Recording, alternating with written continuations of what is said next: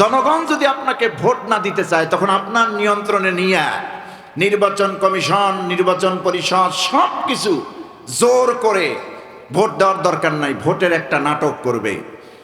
যেই জালেমরা দীর্ঘ 16টি বছর তাই করেছে, সত্যকে তারা স্বীকার করতে পারে নাই, সত্যকে মেনে নেয় নাই। সত্য শুনলেই তাদের কলিজার মধ্যে আঘাত লাগতো। কি শুনতেছে এগুলি, কথা বলতেছে। সত্যকে তারা, রিয়েলিটি তারা মেনে নিতে পারতো না। ভারতে বসে এখন আছেন, মাঝে মধ্যে একটু উস্কানি দেয়, কলিজা পড়তেছে খালেদা জিয়ার জানাজার দৃশ্য দেখে। উপায় নাই, তোমার কলিজা পুড়ে মরতে হবে, জিল্লতির মউত হবে তোমার। হাজার আলেমকে তুমি মেরেছ, শাহাদাত দিয়েছ তুমি।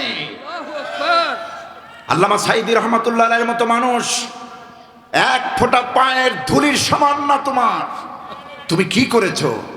ভারতের পরামর্শে আমার কোরআনের পাখিটাকে তুমি শেষ পর্যন্ত বিদায় করে দিয়েছো। তুমি জিতো নাই, তুমি চরমভাবে ঠকেছো, দুনিয়ায় ঠকেছো, আখিরাতেও ঠকেছো। কোরআনের পাখির সারা জীবনের তামান্না ছিল শাহীদি তামান্না, ঠিক কিনা? শহীদের তামান্না। তিনি শহীদ হয়ে গেলেন। সারা পৃথিবীতে, শুধু বাংলাদেশে না, সারা বিশ্ব জুড়ে তার গায়েবানা জানাজা হয়েছে। কয়জন মানুষের ভাগ্যে এটা হবে?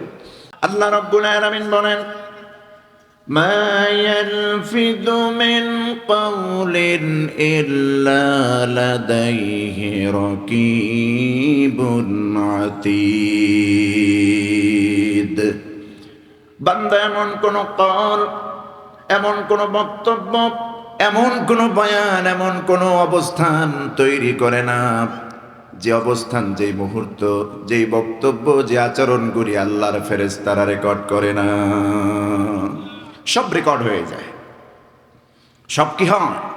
রেকর্ড হয়, ধারণ করা হয়। এবং ওইটা রাখে কোথায়? আল্লাহ তাও বলছেন।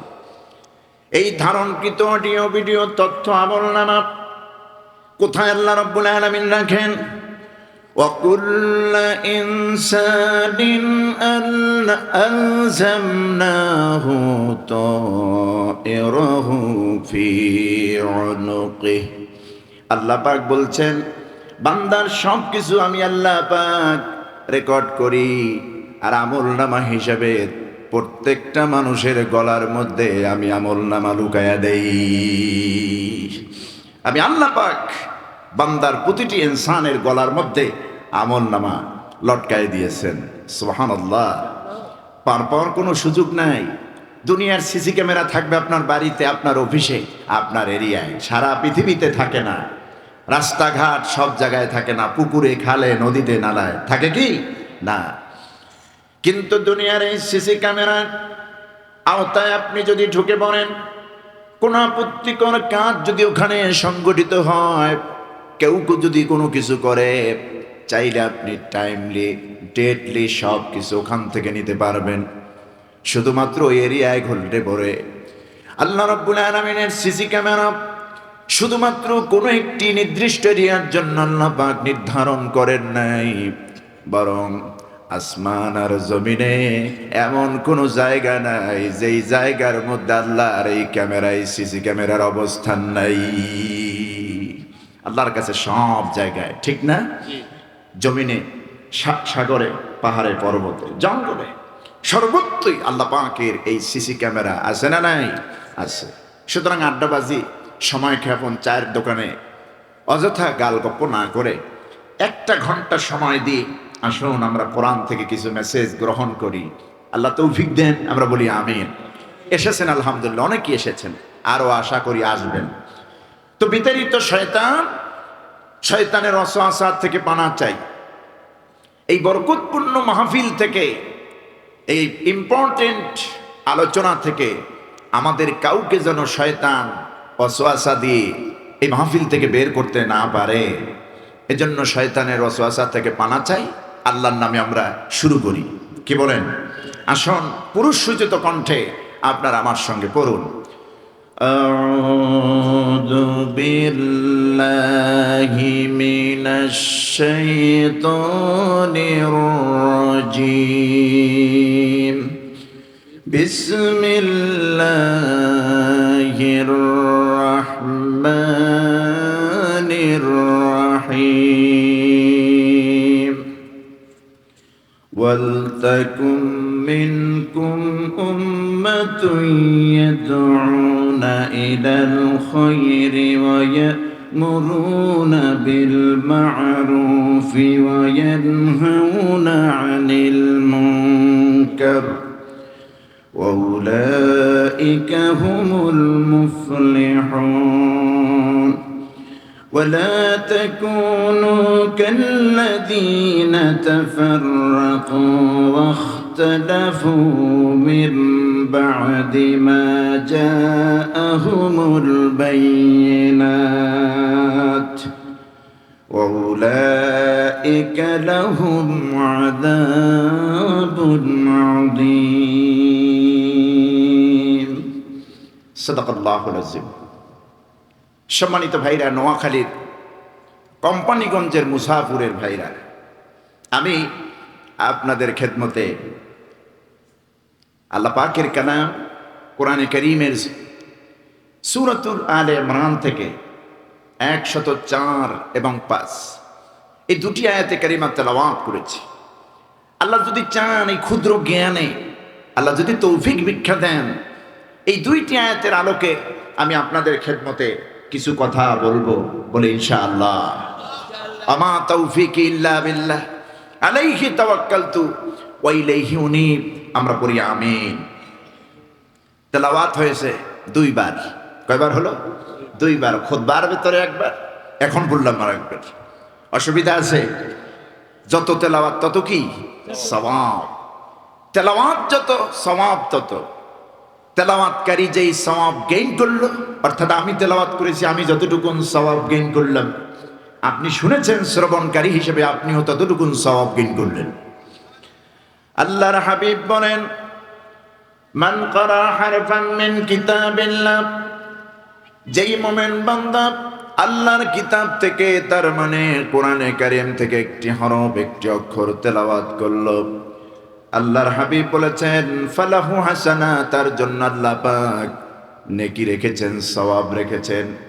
এই নেকি আর সওয়াবের সর্বনিম্ন পরিমাণ আল্লাহর হাবিব বলেছেন ওয়াল হাসানাতু বিআশরি আমসালিহা, সর্বনিম্ন পরিমাণ 10। জোরে কোন সুবহানাল্লাহ। তো আপনি হিসাব করেন তো কতগুলি হরফ পড়লাম, কতগুলি অক্ষর তেলাওয়াত করলাম। এ থাকে 10, রমজানে 70, ইলা সাবরে মিয়া, আল্লাহ ইচ্ছা করলে 700 গুণ পর্যন্ত বাড়ান, এর থেকেও বাড়ান। আল্লাহ কি কার্পণ্যতা করেন মুমিন বান্দার ক্ষেত্রে? করেন না। আল্লাহ ইচ্ছা করলে দিয়ে দেন, শুধু বান্দার আমল নামায় সওয়াব আর সওয়াব। আসুন সূরা আলে ইমরানের 104 এবং 5 এই দুইটি আয়াতে কারিমা আমি আপনাদের খেদমতে তেলাওয়াত করেছি। তাফসীরের মূল নিয়ম হচ্ছে, কাইফিয়াত হচ্ছে আগে তরজমা, তেলাওয়াতের পর তরজমা, তারপরে ব্যাখ্যা। আসুন তেলাওয়াত হয়েছে, এখন তরজমা। আল্লাহ পাক বলছেন ওয়ালতাকুম মিনকুম উম্মাহ, তোমাদের মধ্যে একটি উম্মাহ, তোমাদের মধ্যে একটি দল, একটি সংগঠন, একটি কাফেলা হতে হবে, থাকতে হবে। যেই কাফেলা, যেই দল, যেই সংগঠন ইয়াদউনা ইলাল খায়র, মানুষকে কল্যাণের পথে, মঙ্গলের পথে আহ্বান করবে, ডাকবে। আর ওয়ায়ামুরুনা বিল মারুফ, সৎ কাজের আদেশ করবে। ওয়ায়ানহাউনা আনিল মুনকার, অসৎ কাজ থেকে মানুষকে ফিরাবে। ওয়াউলাইকা হুমুল মুফলিহুন, আল্লাহ পাক বলছেন এরাই হলো আসল সফল কাম। সুবহানাল্লাহ। ওয়ালা তাকুনু কাল্লাযীনা তাফাররাকু, এরপর আল্লাহ বলছেন তোমরা তাদের মতো হইও না যারা এই পৃথিবীতে ছিন্ন বিচ্ছিন্ন হয়েছে, আলাদা হয়ে গিয়েছে। এই বিচ্ছিন্নবাদীদের মতো তোমরা হইও না, দলবদ্ধভাবে থাকো। অখতালাফু মিন বাদি মা জাআহুমুল বায়্যিনাত, শুধু ওরা বিচ্ছিন্নই হয় নাই, বরং নানান ধরনের ইখতিলাফ তৈরি করেছে, মতনৈক্য সৃষ্টি করেছে সত্য আসার পরেও। এই ইখতিলাফ আর মতনৈক্য সৃষ্টি যারা করেছে, ইসলামের ঐক্যবদ্ধ উম্মতের মধ্যে যারা ফাটল ধরার চেষ্টা করেছে, আল্লাহ পাক বলছেন উলাইকা লাহুম আযাবুন আযীম, ওই সব সম্প্রদায়ের জন্য আল্লাহ পাক রেখে দিয়েছেন যন্ত্রণাদায়ক আযাব, মহা আযাব। নাউযুবিল্লাহ। আযাবুন আযীম মানে মহা আযাব, বিশাল শাস্তি তাদের জন্য রেখে দেওয়া হয়েছে যারা নিজেরা আলাদা হয় এবং উম্মার মধ্যে অনৈক্য সৃষ্টি করে, ফাটল সৃষ্টি করে। কথা বুঝতেছেন? এ হলো সরল তর্জমা। এবার আসুন ব্যাখ্যায়। এই আল্লাহ পাক এই আয়াতে কারিমা দুটি দিয়ে আমাদেরকে কি মেসেজ দিলেন? মেসেজ দিচ্ছেন এই যে ঐক্যবদ্ধভাবে গোটা মুসলিম উম্মার ভেতরে একটি কাফেলা, একটি সংগঠন, একটি দল থাকবেই কিয়ামত পর্যন্ত। যেই দল আর সংগঠনের কাজ হলো উম্মাকে, মানুষকে কল্যাণের পথ দেখানো। এই জন্য আল্লাহ রাব্বুল আলামিন কোরআনে হাকিমের ভেতরে সুস্পষ্ট জানায় দিয়েছেন, ওয়াল তাকুম মিনকুম উম্মাতুন ইয়াদউনা ইলাল খায়র ওয়া ইয়া'মুরুনা বিল মা'রুফ ওয়া ইয়ানহাউনা আনিল মুনকার وَأُولَئِكَ هُمُ الْمُفْلِحُونَ।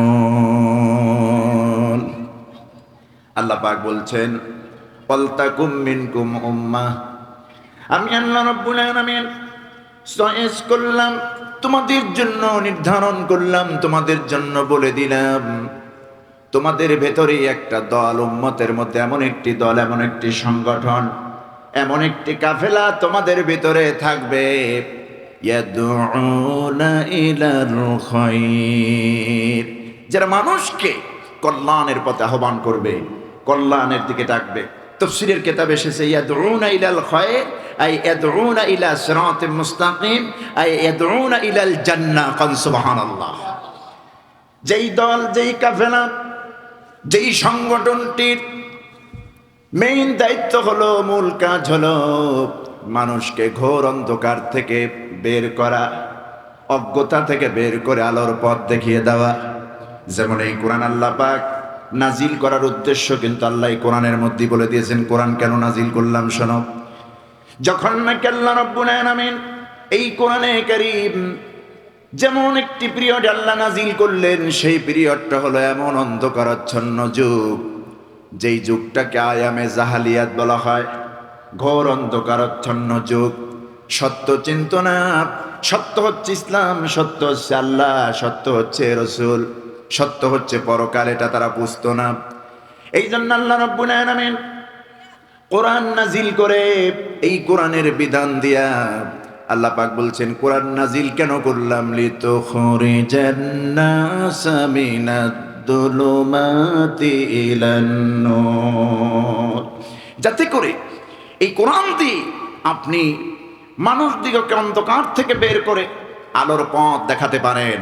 তার মানে অন্ধকারে নিমজ্জিত জাতি মক্কার কুরাইশ কাফেরেরা, কুরাইশ সম্প্রদায়কে আপনি অন্ধকার থেকে বের করে আলোর পথ যেন দেখাতে পারেন। এই জন্য আমি কোরআন নাজিল করেছি। কোন সুবহানাল্লাহ। তো এটা তো নবীর দায়িত্ব। আর আমাদের দায়িত্ব কি? আল্লাহ বলছেন, ওয়ালতাকুম মিনকুম উম্মাহ, তোমাদের মধ্যে একটি দল, একটি জাতি, একটি দল, একটি সংগঠন, একটি কাফেলা থাকবেই, থাকতেই হবে। যেই সংগঠন আর কাফেলাটির কাজ হলো মানুষকে কল্যাণের দিকে আহ্বান করা, মানুষকে কল্যাণের দিকে ডাকা। এখন আমি আপনাদেরকে বলবো, বাংলাদেশে শুরু থেকে এই পর্যন্ত, আজ পর্যন্ত আলহামদুলিল্লাহ এই জাতীয় সংগঠন আছে না নাই? আছে না? সংগঠন আছে। যেই মানুষগুলির কাজ দুনিয়া কামানো নয়, দুনিয়ায় ফ্যাসিলিটি গ্রহণ করা নয়, আখিরাতের কল্যাণে, আখিরাতের প্রাপ্তির জন্য সর্বস্ব যারা বিলীন করে এই জমিনে। এখন আপনি পরিমাপ করুন, নাম কি নেওয়া লাগবে? ওই দলের নাম কি?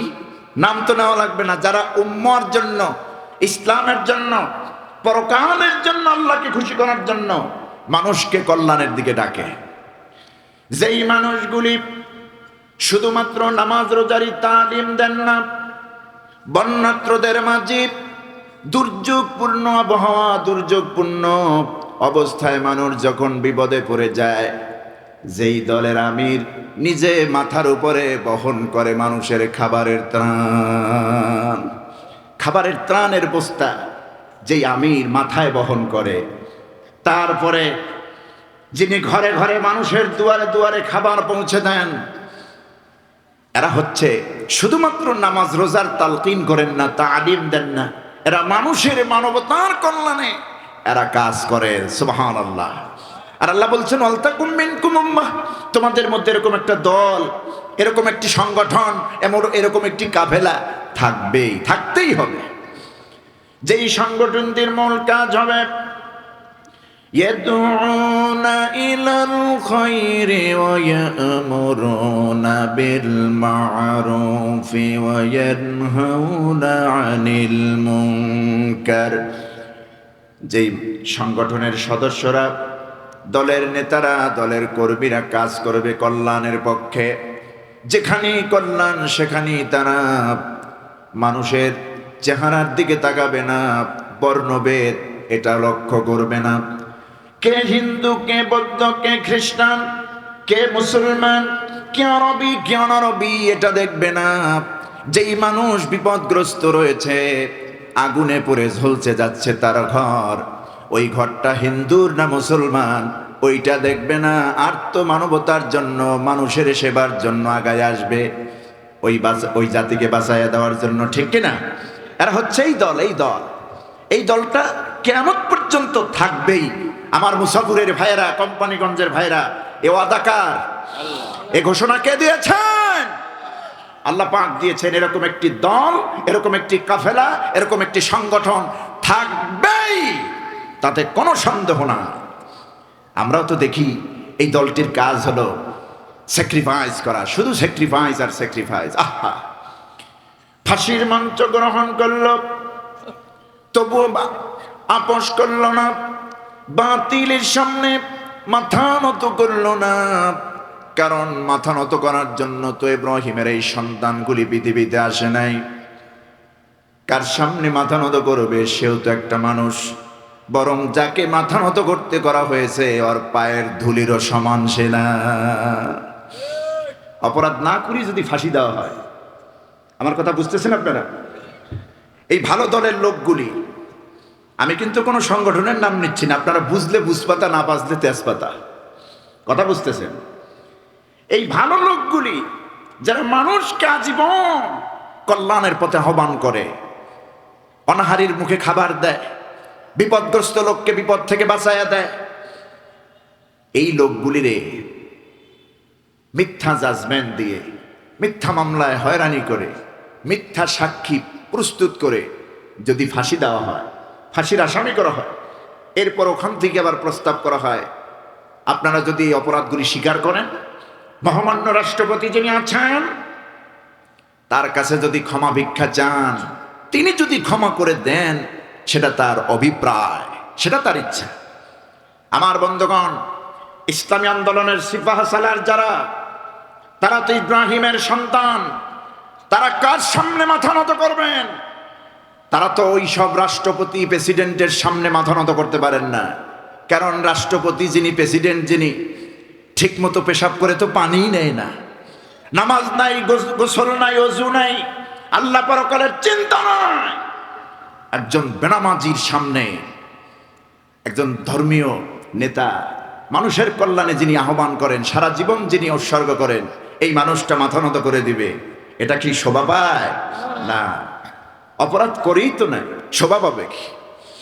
আমার বন্ধুগণ, অবস্থাটা এমন দাঁড়ায়ছে, হযরত ইব্রাহিম আলাইহিস সালাম কি নমরুদ যখন আগুনের কুণ্ডলীর ভিতরে আগুন জ্বালায়া তারে নমরুদ আগুনের ভেতরে ফেলে দিবে, আর চিন্তা করলো একটু অফার দিয়ে দেখি। ইব্রাহিমকে বলা হলো, ইব্রাহিম, সারা দুনিয়া আমার বশ্যতা স্বীকার করে, তুমি আমার বশ্যতা স্বীকার করো না কেন? তুমি যদি আমার বশ্যতা স্বীকার করো, তোমার বাপ শুদ্ধ সবাই আমাকে মানতেছে, তোমার মানতে অসুবিধা কি? তুমি যদি বেশি বার্গেনিং করো, বেশি বাড়াবাড়ি করো, আমি তোমার আগুন দিয়ে পোড়াইয়া ছারখার করে দেব, আগুন দিয়ে পোড়াইয়া মেরে ফেলবো। আর যদি তুমি আমাকে আমার বশ্যতা স্বীকার করো, আমার সামনে নত হয়ে যাও, আমি তোমারে বাঁচায় দেব। হযরত ইব্রাহিম আলাইহিস সালামের জবান থেকে একটা কথাই বের হয়েছিলেন, তুমি তো আমার জীবন বাঁচান মারানোর কিছুই না, কারণ তুমি তো আমার কেউ না। রব্বি আল্লাযী ইউহয়ী ওয়া ইউমীত, আমার সেই সত্য আল্লাহ পাক, তিনি তো আমার রব, যিনি আমাকে জীবন দিয়েছেন, তিনি আমাকে মৃত্যু দেবেন। সুবহানাল্লাহ। আমার নোয়াখালীর ভাইরা জবান খুলে বলুন তো, আমাদের মউদ্দাতাকে, হায়াত দাতাকে? এ কথা তো কোরআনই আল্লাহ বলে দিয়েছেন। الذي خلق الموت والحياة ليبلوكم أيكم أحسن عملا وهو العزيز الغفور। আল্লাহ রাব্বুল আলামিন বলেন, তিনি তো সেই সত্য আল্লাহ পাক, যিনি মউতকে সৃষ্টি করেছেন, হায়াতকে সৃষ্টি করেছেন। তার মানে বান্দার আগে, এই বান্দাকে পৃথিবীতে পাঠানোর আগে মউত আর হায়াত আল্লাহই সৃষ্টি করলেন। কে সৃষ্টি করলেন? আল্লাহ পাক। দুনিয়া আমরা আসার আগে আমাদের হায়াত কতটুকুন, আমাদের মউত কখন হবে, মউত এবং হায়াত, জীবন এবং আখিরাত উভয়টাই সৃষ্টি করলেন কে? আল্লাহ পাক। এরপরে দুনিয়ায় পাঠালেন কেন? আল্লাহ তাও বলছেন, লিয়াবলুয়াকুম আইয়ুকুম আহসানু আমালা ওয়া হুয়াল আজিজুল গফুর। আমি আল্লাহ রাব্বুল আলামিন হায়াত এবং মউতকে, মউত এবং হায়াতকে, জীবন মৃত্যুকে সৃষ্টি করলাম, কারণ আমি দেখতে চাই এই দুনিয়ার জীবন পাওয়ার পর উত্তম আমল আমি আল্লাহর জন্য কে করো, কোন সুবহানাল্লাহ। তোমাদের আমলগুলি আমি দেখতে চাই। তো ইব্রাহিম তো আল্লাহর নবী, আল্লাহর পয়গম্বর। রব্বি আল্লাযী ইউহয়ী ওয়া ইউমীত, আমার রব তো তিনি, যিনি আমাকে হায়াত দিয়েছেন, যিনি আমাকে মৃত্যু দিবেন। নমরুদ বলছে, দেখো ইব্রাহিম, এটা যদি বলো তাহলে এ গুণ তো আমার মধ্যে আছে। কথা বুঝতেছেন? পাগলে কিনা বলে, ছাগলে কিনা খায়, একটা কথা আছে না? নমরুদ বলছে, এতক্ষণে আসলা লাইনে যে জীবন মৃত্যু দেওয়ার একটা বিষয়, এটা তো আমিও পারি। নাউজুবিল্লাহ। ইব্রাহিম আলাইহিস সালাম একটা চান্স নিলেন, ঠিক আছে, আমার আল্লাহর তো অনেকগুলো গুণ, তাহলে এই গুণও তোমার মধ্যে আছে, তুমি একটু দেখাও তো জীবন মৃত্যুর কেমনে মালিক হইলা। সাজাপ্রাপ্ত আসামি জেলখানা থেকে আনা হলো, একজনকে তরবারি দিয়ে ফরফর করে দুনিয়া থেকে বিদায় করা হলো, আর একজনের উপরে তরবারি তাক করা হলো, তরবারি ফেলে দিল, আসামিকে ছেড়ে দিল। দেখো ইব্রাহিম, তোমার সামনে একজনের বাঁচাই দিয়েছি, আর একজনরে ছেড়ে দিয়েছি, এরপরও কি আমার বর্ষতা স্বীকার করবে না? ইব্রাহিম আলাইহিস সালাম বুঝতে পারলেন, পাগল যখন খেপে গেছে কাদা মেরেই ছেড়বে। কথা বুঝতেছে? ইব্রাহিম আলাইহিস সালাম তাকে আটকানোর জন্য বলল, দেখো তুমি দেখালে আমাকে যে জীবন মৃত্যু তুমি দিতে পারো, তো আমার আল্লাহর তো আরো বহুত গুণ, অনেক গুণী গুণ তার। তো আমার আল্লাহ প্রতিদিন সকালবেলা পূর্ব দিগন্ত থেকে সূর্য উঠান আর পশ্চিম দিগন্তে সূর্য ডুবান, এইটা একটু করে দেখাও আগামীকাল। কি বলেন? নমরুদকে আটকে গেছে না? এটা কি সম্ভব? সব জায়গায় কি চালাকি চলে নাকি? না। এখন তো মেজাজ খারাপ, কারণ ইব্রাহিম আলাইহিস সালাম তো জানেন, রব্বুল মাশরিকাইনি ওয়া রব্বুল মাগরিবাইন ফাবিআইয়ি আলাই রাব্বিকুমা তুকাযযিবান। আল্লাহ রাব্বুল আলামিন শুধুমাত্র পৃথিবীর এক প্রান্তের মালিক নন, রব্বুল মাশরিকাইনি ওয়া রব্বুল মাগরিবাইন, পৃথিবীর পূর্ব দিগন্ত আর পশ্চিম দিগন্তর 16 আনা মালিকানা, একচ্ছত্র ক্ষমতা, আকাশের নিচে জমিনের উপরে আল্লাহ ছাড়া আর কারো চলে না, ঠিক কি না? এটা ইব্রাহিম আলাইহিস সালাম জানেন। তো সূর্য তো পূর্ব দিগন্ত থেকে উদিত হয়, পশ্চিমে ডুবে যায়। তুমি এটা আগামীকাল করো, পশ্চিম থেকে উঠাও, পূর্ব দিকে ডুবাও। এটা কি পারা সম্ভব? It is quite impossible. এটা একেবারে অসম্ভব, এটা সম্ভব নয়। দেখবেন বাতিলরা, জালেমরা যেই জিনিস পারবে না তখন তেলে বেগুনে জ্বলে ওঠে, ঠিক না? জনগণ যদি আপনাকে ভোট না দিতে চায় তখন আপনার নিয়ন্ত্রণে নিয়ে নির্বাচন কমিশন, নির্বাচন পরিষদ সব কিছু জোর করে ভোট দেওয়ার দরকার নাই, ভোটের একটা নাটক করবে। যেই জালেমরা দীর্ঘ 16টি বছর তাই করেছে, সত্যকে তারা স্বীকার করতে পারে নাই, সত্যকে মেনে নেয় নাই। সত্য শুনলেই তাদের কলিজার মধ্যে আঘাত লাগতো। কি শুনতেছে এগুলি, কথা বলতেছে। সত্যকে তারা, রিয়েলিটি তারা মেনে নিতে পারতো না।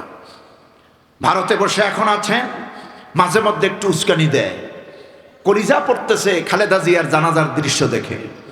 উপায় নাই, তোমার কলিজা পুড়ে মরতে হবে, জিল্লতির মউত হবে তোমার। হাজার আলেমকে তুমি মেরেছ, শাহাদাত দিয়েছ তুমি। আল্লামা সাঈদী রহমাতুল্লাহ আলাইহির মতো মানুষ, এক ফোঁটা পায়ের ধুলির সমান না তোমার। তুমি কি করেছো? ভারতের পরামর্শে আমার কোরআনের পাখিটাকে তুমি শেষ পর্যন্ত বিদায় করে দিয়েছো। তুমি জিতো নাই, তুমি চরমভাবে ঠকেছো, দুনিয়ায় ঠকেছো, আখিরাতেও ঠকেছো। কোরআনের পাখির সারা জীবনের তামান্না ছিল শাহীদি তামান্না, ঠিক কিনা? শহীদের তামান্না। তিনি শহীদ হয়ে গেলেন। সারা পৃথিবীতে, শুধু বাংলাদেশে না, সারা বিশ্ব জুড়ে তার গায়েবানা জানাজা হয়েছে। কয়জন মানুষের ভাগ্যে এটা হলো? আমার বন্ধুগণ, জালেমরা সত্যকে মেনে নিতে পারে না। জালেমদের সবচেয়ে বড় দুশ্মন হচ্ছে সত্য এবং সত্যের পক্ষে থাকা লড়াকু সৈনিক। এদেরকে সহ্য করতে পারে না। বেকাতারা কথা বলে, মাতাল মাতাল কথা বলে। নমরুদ বলছে, বেটা ইব্রাহিম, এতক্ষণ কিন্তু তোমার সব সহ্য করেছি, এখন উল্টা সিধা কথা বলো না। তোমার বুঝতে পেরেছি, তোমার এই শাস্তি না দিলে আর কোনো উপায় নাই। ইব্রাহিম আলাইহিস সালাম বললেন, যদি শাস্তি তোমার দিতেই হয় দিয়ে দেখো না। তোমার কাছে তো আমি মাথা নত করতে পারবো না, কারণ আমার মাথা নত করার জায়গা কে? কথা বলুন, কে? আমি তো সেই আগের থেকেই জেনে নিয়েছি, মাথা নত করে দিয়েছি। ইন্নী ওয়াজ্জাহতু ওয়াজহিয়া লিল্লাযী ফাতারাস সামাওয়াতি ওয়াল আরদা হানিফা ওয়ামা আনা মিনাল মুশরিকিন। আমরা নামাজের ভেতরে, নামাজের মুসাল্লা নিয়ে, যায় নামাজ নিয়া সর্বপ্রথম দাঁড়াইয়া যেই দোয়াটি করি, কি পড়তেছি নামাজের ভিতরে একটু খেয়াল করুন।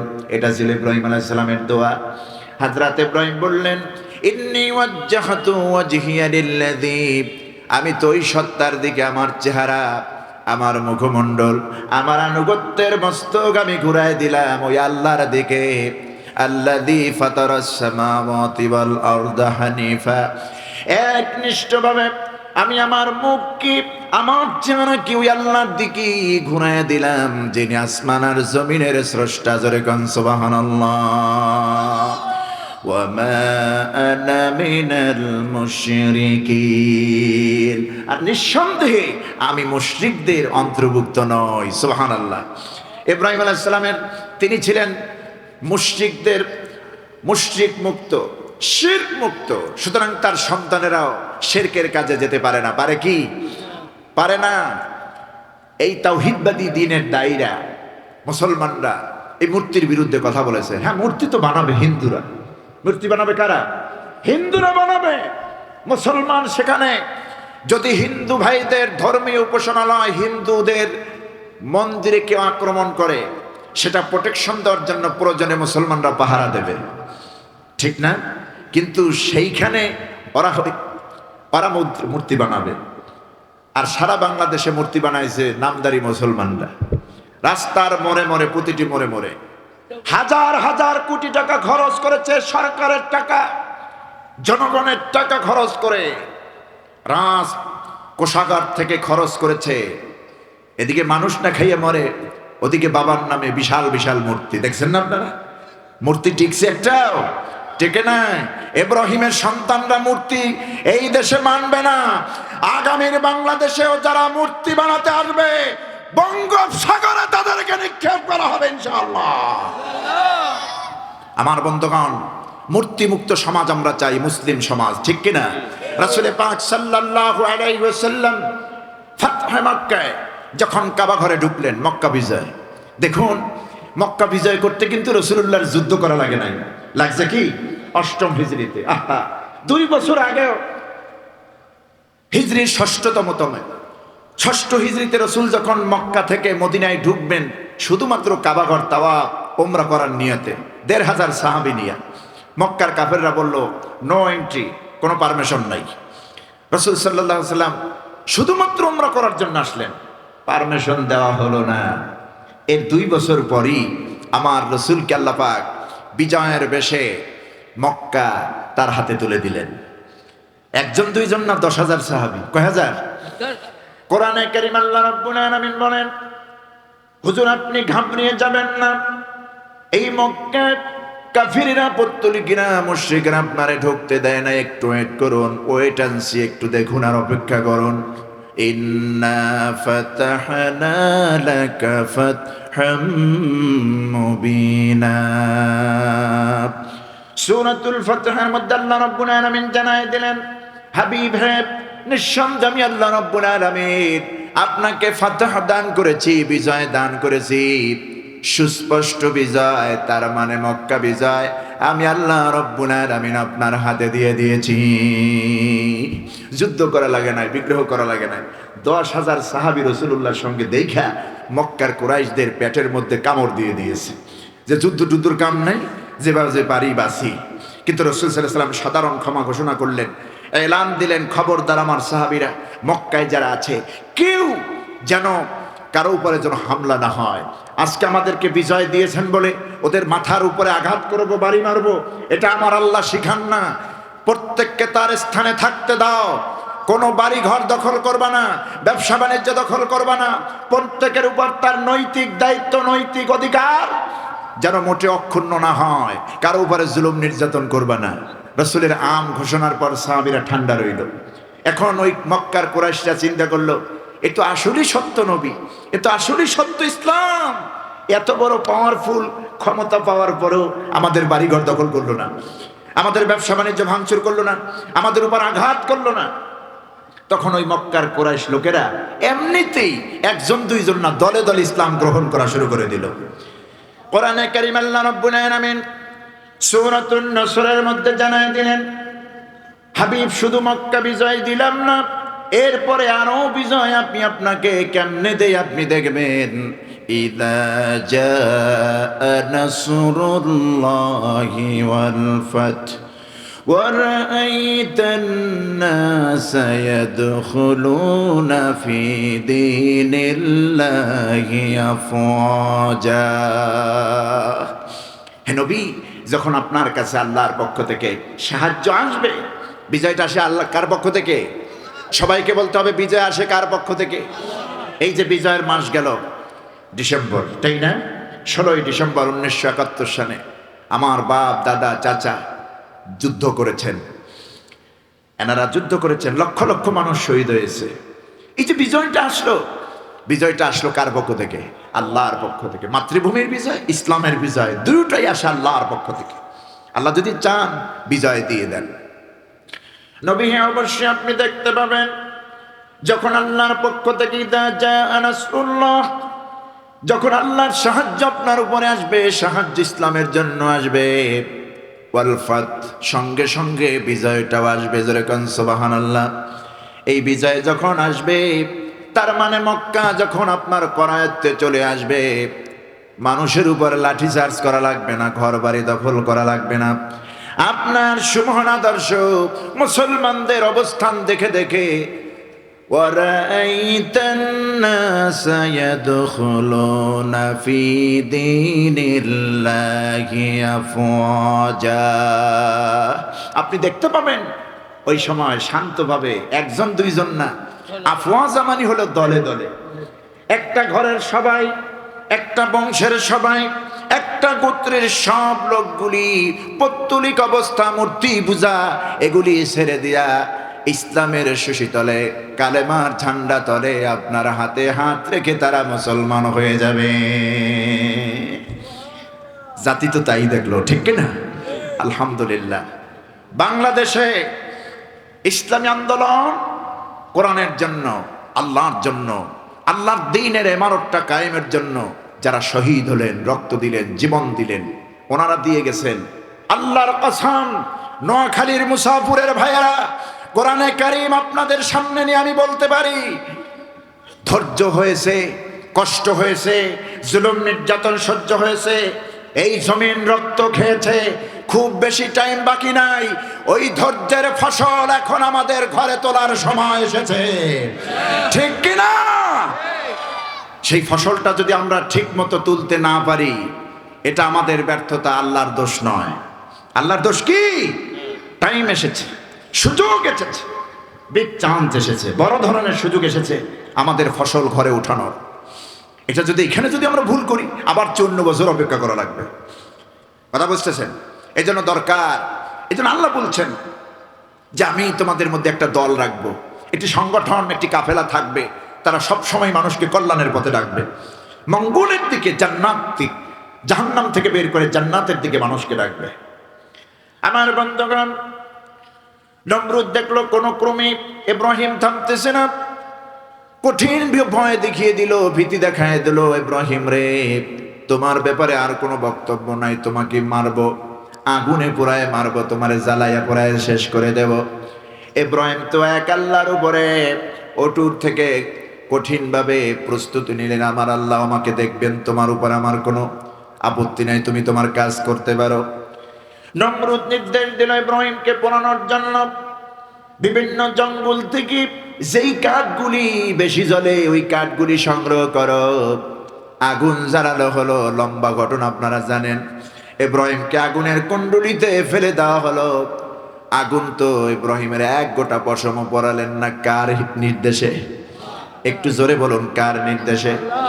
আল্লাহ রাব্বুল আলামিন বলেন, আগুনে قُلْنَا يَا نَارُ كُونِي بَرْدًا وَسَلَامًا عَلَى إِبْرَاهِيمَ। সুবহানাল্লাহ। আল্লাহর নির্দেশ আসলো আগুনের উপরে। আগুন সব বোঝে, আগুন আল্লাহর সৃষ্টি মাখলুক। এখন আগুন যেহেতু আল্লাহর নির্দেশ পেয়েছে, নমরুদের নির্দেশ শোনার টাইম আছে নাকি? জি বলুন। আসল মালিক যিনি অর্ডার করেছেন, নকল মালিক, মাজাজি মালিক। নমরুদ তো মাজাজিও না, ওর চাইতো খারাপ, ঠিক না? আসল মালিক হচ্ছেন আল্লাহ পাক। যখন নির্দেশ দিয়েছেন, এখন আগুন তো নমরুদ ফেরায় ইব্রাহিমকে পোড়াতে পারে না। নমরুদ দূরের থেকে তাকায় দেখে ঠিকই পড়ে না, আগুন জ্বলে কিন্তু পড়ে না। আগুনের উপরে ক্ষেপ্ত হয়ে বিক্ষিপ্ত মন নিয়ে নমরুদ বলতেছে, রে আগুন, তোর হলো কি? তোর তেজস্বী পাওয়ার, জ্বালাময়ী ক্ষমতা তোর কি হ্রাস পেয়ে গেল নাকি, বন্ধ হয়ে গেল নাকি? তুই কেন ইব্রাহিমকে পোড়াতে পারিস না? তোর তেজ কমে গেল নাকি? হযরত ইব্রাহিম আলাইহিস সালামের উপরে আল্লাহর রহমত এমন ভাবে আসলো, আগুনের ভেতর থেকে জবান বেরিয়ে আসলো। আগুন যেন মানুষের মতো করে বলছে, নমরুদ রে আমার, আমি আগুনের তেজ কমে গেল না বেড়ে গেল, এটা বোঝার জন্য তুই একটু আয় আমার মধ্যে, তুই আয়। তুই শুদ্ধ তাম দুনিয়া জ্বালায়া পোড়ায়া সারখার করে দিতে পারি। আল্লাহর কসম, ইব্রাহিমের এক গোটা পশম আমি পোড়াতে পারি না।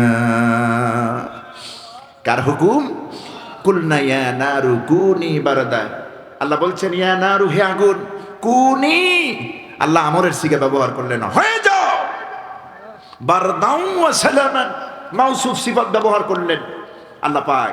শুধু যদি বলতেন কুনি বারদা, আগুন ঠান্ডা হয়ে যায়। তা ঠান্ডা তো বরফ, বেশি থেকে বেশি, বেশি থেকে বেশি, বেশি থেকে বেশি যদি ঠান্ডা হয়, সেটা কি হয়ে যায়? বরফ হয়ে যায়। পৃথিবীর বহুত দেশে বরফ আছে, মানুষ ঘরের বাইরে বের হতে পারে না। আপনি মোজ দাড়ি নিয়ে যদি বের হন, এরকম মোজ দাড়ি বরফে সাদা হয়ে শক্ত হয়ে যাবে। তো বরফ তো বেশি থেকে বেশি ঠান্ডা হলে সেটা বরফ হয়ে যায়। আল্লাহ বলছেন, বারদাউ ওয়া সালামান, শুধু বারদা না, সালামান মানে হলো শান্তি। ঠান্ডা হবার ঠিকই, কোনো ধরনের বরফ গোলা পানি নয়, কোনো ধরনের বরফ নয়, শুধুমাত্র ঠান্ডা হলেই হবে না। আমার ইব্রাহিমের জন্য তুমি ঠান্ডা হবে, আরামদায়ক ঠান্ডা। তার মানে শীতাতপ নিয়ন্ত্রিত এসি যেমন কন্ট্রোলে থাকে, এসির মধ্যে যেমন একটা আরাম ফিলিংস হয়, আরাম অনুভূত হয়, এরকম আগুনের কুণ্ডুলির মধ্যে ইব্রাহিম যেন শান্তিতে ঘুমাতে পারে। সুবহানাল্লাহ। সুতরাং ইব্রাহিম তো নমরুদের হাতে, নমরুদের সামনে বর্ষতা স্বীকার করে নাই। আমরা তো সেই ইব্রাহিমেরই সন্তান, ঠিক কিনা? কত জুলুম নির্যাতন করা হলো, দিন কায়েমের আন্দোলনে প্রতিবন্ধকতা সৃষ্টি করা হলো। এই বক্তার নাম কি, কোত্থেকে এসেছে, বাপের নাম কি, দাদার নাম কি, চোদ্দ গোষ্ঠীর নাম, ডাটা ইনফরমেশন না হতো, মাহফিলের পারমিশন দেওয়া হতো, সুবিধা মতো আলোচক না হলে মাহফিল বন্ধ করে দেওয়া হতো। ঠিক কিনা? জমিনটা কি তোমার বাবার? জমিনটা আল্লাহর। জমিনটা কার? আল্লাহর জমিন। আল্লাহর কোরআনের কথা হবে, কে পারমিশন? আমার বন্ধুগণ, আজকে সেই পরিস্থিতি নাই। আলহামদুলিল্লাহ, ফসল ঘরে তোলার সময় এসেছে। আমরা ঐক্যবদ্ধ থাকবো তো? ঐক্যবদ্ধ ছাড়া আমাদের কোনো উপায় নাই। আল্লাহ পাক বলেছেন, ওয়ালা তাকুনু কাল্লাযীনা তাফাররাকু ওয়াখতালাফু মিন বা'দি মা জাআহুমুল বায়্যিনাত ওয়া উলাইকা লাহুম আযাবুন আযীম। সত্য আসার পর দিন জমিনে প্রতিষ্ঠা করতে হবে। প্রত্যেকটা ইব্রাহিমের সন্তান ময়দানে থাকতে হবে, বাতিলের বিরুদ্ধে হুঙ্কার দিতে হবে, সত্যের ঝান্ডা কালেমার পতাকা নিয়ে সামনে অগ্রসর হতে হবে। এরকম একটি ঐক্যবদ্ধ পেলে যে এসে কেউ যদি তোমাদের মধ্যে ঐক্যের ফাটল ধরাতে চায়, ইখতিলাফ তৈরি করতে চায়, নানাবিধ ধরনের অজুহাত তৈরি করতে চায়, এদেরকে শোনায় দিও এদের জন্য আল্লাহর গজব, আল্লাহর ভয়ানক মহাশাস্তি রেখে দিয়েছেন আল্লাহ পাক। ঠিক কিনা? সময়ের সময় এসে আপনি বলবেন যে আমি পারবো না, আমি নাই, এইটা যেন না হয়। যদি আপনার রাজনীতি যদি আপনার আল্লাহর জন্য হয়, তাহলে আপনার এখানে দুনিয়াবি লাভ দেখা যাবে না। দেখা যাবে কি? দেখা যাবে না। ঐক্যবদ্ধভাবে ইসলামের স্বার্থে, ইসলামের পক্ষে আল্লাহর জন্য কাজ করতে হবে। আমার বন্ধুগণ, ওই সব নেতাদের থেকে আমাদের শিক্ষা নিতে হবে যেই সব নেতারা ইসলামী আন্দোলনের সিপাহসালাররা জীবন দিয়ে গেলেন, ঈমান দেন নাই, মাথা নত করেন নাই। আমার ভাইরা, যে বয়সে ওনাদেরকে দুনিয়া থেকে বিদায় করা হলো, শহীদ করা হলো, সারা জীবন তো দ্বীনের খেদমতের আঞ্জাম দিয়েছেন, দ্বীন কায়েমের আন্দোলন করেই গেলেন। ওই বয়সটা অন্তত একটু রিল্যাক্সে থাকার দরকার। ওনারা তো চাইতে পারতেন যে আমরা এখন এই 5-10 বছর যা বাঁচি, এখন একটু নাতি নাতকুদের নিয়ে বাঁচি, একটু ঘরের মধ্যে বউ বাচ্চাদের নিয়ে বাঁচি। পারতেন না? পারতেন। এই প্রস্তাব দেওয়া হয়েছিল, আপনি ঘরের মধ্যে থাকেন, মসজিদ মাদ্রাসা নিয়ে থাকেন, বিশাল খানকা তৈরি করেন, আমরা সাপোর্ট করব, মুরিদ মতে কান দিয়ে ভরায় দেব আপনার দরবার। কথা বুঝতেছেন? ইসলামী আন্দোলনের দরকার নেই, ইসলামী রাজনীতি করার দরকার নেই, আপনি ঘরের মধ্যে থাকেন, কোনো অসুবিধা হবে না। এই প্রপোজ মেনে নিয়েছেন না? এমনকি শহীদ আল্লামা দেলাওয়ার হোসেন সাঈদী রহমতুল্লাহ আলাইহি 2010 সালের জুন মাসে গ্রেপ্তার হয়েছিলেন। তার আগে তিনি উমরা করতে গিয়েছিলেন। মক্কার লোকেরা বললেন, হুজুর আপনি বাংলাদেশে যাবেন না, আপনার বিরুদ্ধে মিথ্যা মামলা হবে, আপনাকে হ্যাস্ত করবে। দরকার কি? আপনার এই পরিণত বয়স, আপনার যা করার, ইসলামের জন্য তো বহুত কিছু করলেন, 50টা বছর কোরআনের তাফসির করলেন, ইসলামী আন্দোলনের জন্য বহুতবার জেল খাটলেন, তো হয়ে গেছে, এখন আপনি শান্তিতে একটু থাকুন। আল্লামা সাঈদী বললেন, আমি তো চোর নই, আমি তো গুন্ডা নই, আমি তো মানুষ হত্যাকারী নই, আমি তো ধর্ষক নই। ওরা যদি মিথ্যা মামলা দিয়ে আমারে আটকায়, ফাঁসি দেয়, ওটা তো আমার সারা জীবনের তামান্না, শাহাদাতের মউত, এর থেকে তোমরা আমারে ফিরাইয়ে রেখো না। সুবহানাল্লাহ। প্রত্যেকটা দিনের মুজাহিদ বাতিলের সামনে মাথা নত করে নাই। পরিবারের মায়া ছেড়েছেন, স্ত্রীর মায়া ছেড়েছেন, সন্তানের মায়া ছেড়েছেন, এমনকি নিজের জীবনটা পর্যন্ত আল্লাহর সান্নিধ্যে জীবনটা পর্যন্ত দিয়েছেন, শাহাদাতের নজরানা পেশ করেছেন। 1 সেকেন্ডের জন্য বাতিলের সামনে আপোষ করেন নাই। ও আমার নোয়াখালীর মুসাফিরের ভাইয়েরা, আমরা ওই কাফেলা, ওই দলের সঙ্গে আছি কি নাই? ইসলামী আন্দোলনের পক্ষে আমরা আছি না নাই? দিন কায়েমের প্রয়োজন কি জমিনে আছে? দিন যদি কায়েম হয়, কোরআনের হুকুমত যদি কায়েম হয়, শুধু বিসমিল্লাহর কোরআন তেলাওয়াত দিয়েই সংসদ চলবে। ওই সংসদে মদ, জুয়া, গুম, খুন, হত্যা, ধর্ষণ, জেনা, ব্যভিচার সব চলমান থাকবে, আর শুরুটা হবে কোরআনের তেলাওয়াত দিয়া। এই ধরনের নীতি আমরা চাই না। তেলাওয়াত হবে যেই কোরআন দিয়া, সংসদ চলবে সেই কোরআন দিয়া। নারায়ে তাকবীর, আল কোরআনের আলো সংসদে আলো, নারায়ে তাকবীর। আলহামদুলিল্লাহ। আছেন তো পক্ষে? আমরা কি দুনিয়ার কোনো রাজনীতির কথা বলছি? ইসলামের পক্ষে। কিসের পক্ষে? ইসলামের পক্ষে। দিন শেষে ওই কবরে যেতে হবে, মৌতের খাটিয়ায় চড়তে হবে, ঠিক না? আপনাকে ভয় পাওয়ার টাইম তো আমার নাই। আমার মাবুদরে ভয় পাই তো আমি শেষ করতে পারি না সময়, আপনার এই বাতিলরা আমি ভয় পাবো কেমনে? সুবহানাল্লাহ। এই জন্য প্রস্তুতি নিতে হবে, দিনী হুকুমত এই দেশে যেন কায়েম হয়। আমরা সর্বাত্মক চেষ্টা করবো ইনশাআল্লাহ। রাজি আছি তো? আল্লাহ কবুল করুন। এই জন্য আমাদেরকে সেই সাহাবায়ে কেরাম থেকে শুরু করে আজও পর্যন্ত দ্বীনের মুজাহিদদের বহুত কোরবানি করতে হয়েছে না? হযরতে বেলাল দেখুন, বাড়ি ছেড়েছেন, চাকরি ছেড়েছেন, না খায়া থেকেছেন, এমনকি শরীরের পোশাকটা পর্যন্ত কাফেররা খুলে নিয়েছে। হযরতে বেলাল বলেছেন, তোমরা আমার চাকরি নট করে দিয়েছ, আমার খাবার তোমরা কেড়ে নিয়েছো, বসত বাড়ি জায়গা কেড়ে নিয়েছ, আমার পোশাকটা পর্যন্ত কেড়ে নিয়েছ, কোনো অসুবিধা নাই। সত্য যখন পেয়ে গেছি, সত্য হলো আল্লাহ, সত্য হলো রসুল, সত্য হলো ইসলাম, সত্য হলো আখিরাত, এই সত্য যখন একবার পেয়ে গেছি, ওই আল্লাহ পাক রব্বুল আলামিনের উপরে এতটা তাওয়াক্কুল করি যে এই সব কিছু আমার থেকে তোমরা কেড়ে নিয়েছো, ওই সবগুলির থেকে বেশি আল্লাহ রব্বুল আলামিন আমারে দিয়ে দিবে। সুবহানাল্লাহ।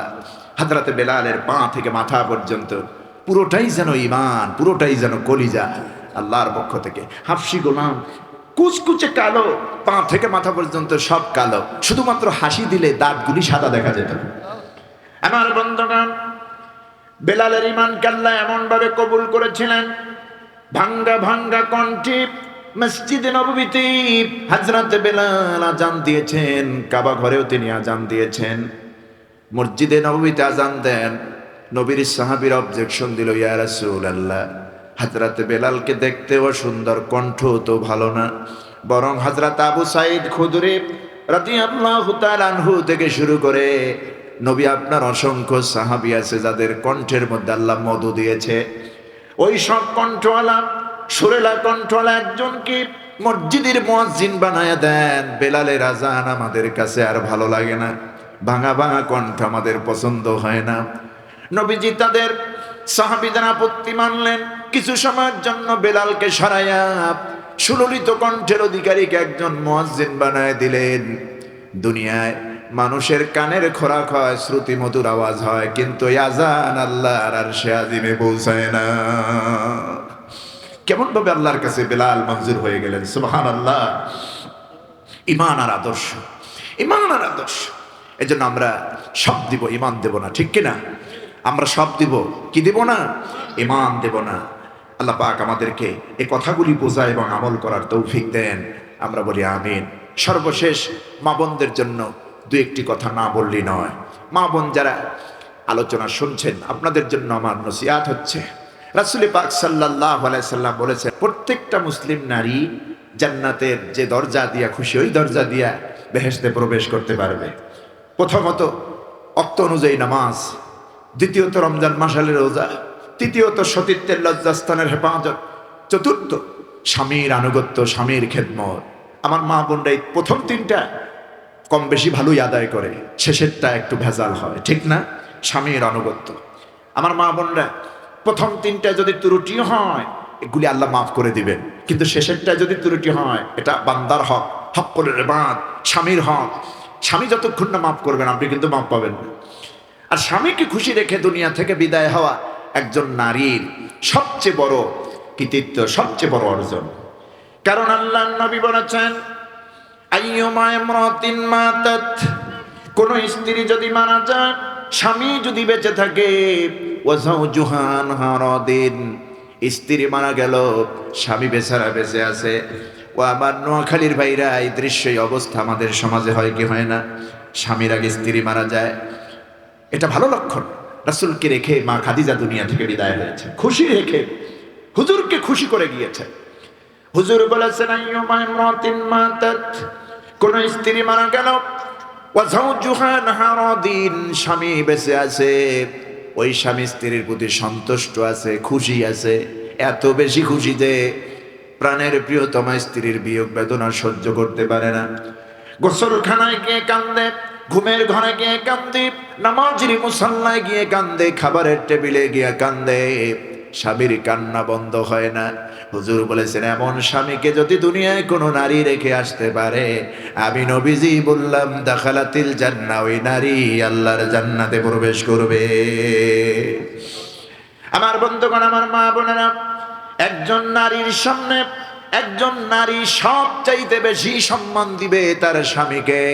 রাসূলুল্লাহ বলেছেন লাউ কুনতু আমিরান আইয়াসজুদা লিআহাদিন, এই পৃথিবীর কোন মানুষকে মানুষের জন্য আমি রাসূল যদি সিজদার পারমিশন দিতাম, সিজদার অনুমতি দিতাম, লা আমারতুল মারআ, পৃথিবীর সব নারীদেরকে এই পারমিশন দিতাম তারা যেন তাদের স্বামীর পায়ে সিজদা করে।